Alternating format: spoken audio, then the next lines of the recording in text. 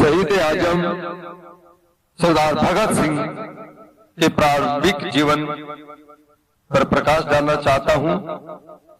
भगत सिंह का जन्म 28 सितंबर 1907 को पंजाब के लायलपुर जिले, जो अब पाकिस्तान में है, के बंगा नामक स्थान पर हुआ था।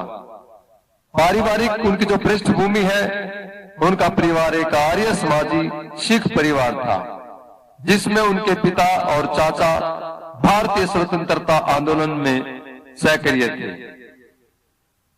उन्हें जलियांवाला बाग हत्याकांड 1919 की घटना ने उनके बाल मन पर गहरा प्रभाव डाला और उन्हें देश को आजाद कराने के लिए प्रेरित किया।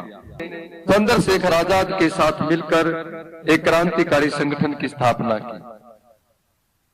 उन्होंने दिसंबर 1928 में पुलिस अधिकारी सैंडर्स की हत्या में भाग लिया था, जो राष्ट्रवादी लाला लाजपत राय की मौत का बदला था। इसके बाद उन्होंने 1929 में दिल्ली की केंद्रीय विधानसभा में बम फेंका, जिससे ब्रिटिश शासन के विरुद्ध खुले विद्रोह को बढ़ावा मिला। केंद्रीय विधानसभा में बम फेंकने के बाद भगत सिंह ने भागने से मना कर दिया और गिरफ्तार हो गए। उन पर लाहौर षड्यंत्र केस चलाया गया।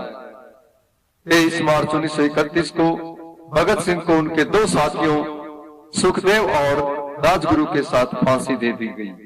उन्होंने लेखन और संपादन में अपना योगदान दिया। भगत सिंह एक लेखक और पाठक भी थे। उन्होंने अकाली और कीर्ति जैसे समाचार पत्रों के लिए लिखा और उनका संपादन भी किया। उन्होंने जेल में रहते हुए मैं नास्तिक क्यों हूं जैसे लेख लिखे और अपनी नोटबुक में महत्वपूर्ण अध्ययन किया।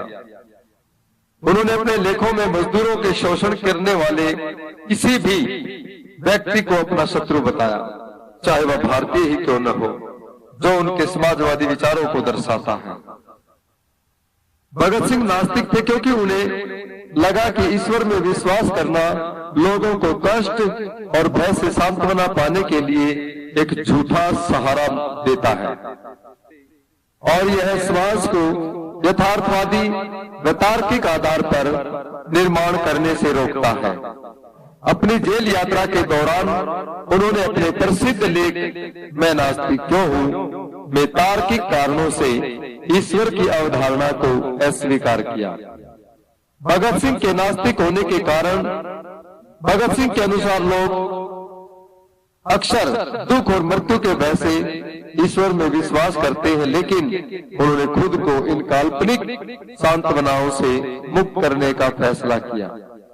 वे एक न्यायपूर्ण और समतावादी समाज के निर्माण में विश्वास करते थे, जहां ईश्वर की अवधारणा की आवश्यकता नहीं होती। उन्होंने तर्क दिया कि मनुष्य को स्वयं अपने पैरों पर खड़ा होना चाहिए, न कि किसी अलौकिक शक्ति पर निर्भर रहना चाहिए। भगत सिंह ने धर्म और अंधविश्वास के बजाय विज्ञान और तर्क के मार्ग को अपनाने पर जोर दिया। उन्होंने स्वीकार किया कि उन्हें नास्तिक कहने पर कुछ लोग उन्हें अहंकारी कह सकते हैं, लेकिन उन्होंने अपने सिद्धांतों पर अडिग रहने का फैसला किया, यहाँ तक कि फांसी के फंदे तक भी हंसते हंसते चूम लिया। उन्होंने ईश्वर में विश्वास को अक्सर शोषण और अन्याय को सही ठहराने के एक तरीके के रूप में देखा।